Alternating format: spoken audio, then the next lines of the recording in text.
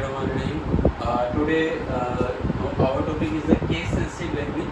C is the case sensitive or not. So पहली चीज़ तो ये याद रखिएगा, C लैंग्वेज जो है वो हमारे पास केस सेंसिटिव लैंग्वेज होती है। केस सेंसिटिव लैंग्वेज होती है। अब केस सेंसिटिव लैंग्वेज का क्या मतलब है, तो याद रखिएगा केस सेंसिटिव मीन्स हमारे पास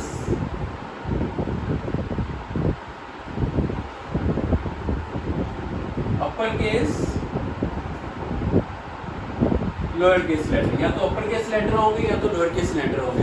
फॉर एग्जांपल हमने लास्ट लेक्चर्स में वेरिएबल्स की बात की, तो वेरिएबल्स अगर जस्ट हम एक एग्जांपल ले लेते हैं, a is equal to 5, b is equal to 2, c is equal to a plus b।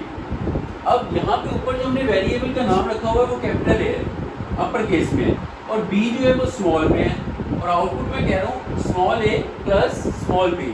Variable already हमने जो डिक्लेयर करवाया हुआ है वो कैपिटल ए है। सो केस सेंसिटिव का मतलब है जो वेरिएबल आपने ऊपर डिक्लेयर करवाया है सेम ऐसी वहाँ पे लिखना पड़ेगा, like c is equal to capital A plus small b, then आपके पास इसका आउटपुट आएगा। अगर आप इस तरह से आउटपुट लेंगे तो वो आपको एरर दे देगा, क्योंकि हमने जो वेरिएबल ऊपर डिक्लेयर करवाया हुआ है वो कैपिटल ए है और जो हम वेरिएबल्स नीचे दे रहे हैं वो स्मॉल b है। तो c is a case sensitive language, जो कैपिटल लेटर्स ऊपर होंगे सेम ऐसी at the end of the program वही वाले आपने कैपिटल लेटर्स यूज करने। अगर आपने ऊपर स्मॉल लेटर्स यूज किए हैं तो at the end of the small letter use करने हैं। इस तरह से करेंगे तो आपके प्रोग्राम में एरर नहीं आएगा। तो C is the case sensitive language जिसमें अपर केस और लोअर केस लेटर को देखा जाता है। अगर प्रोग्राम में आपने अपर केस लेटर वेरिएबल के नाम पे आपने अपर केस लेटर दिए हैं तो at the end of the program आप उसे अपर केस में ही यूज करेंगे। अगर आपने लोअर केस में दिए हैं तो आपने लोअर केस में देने।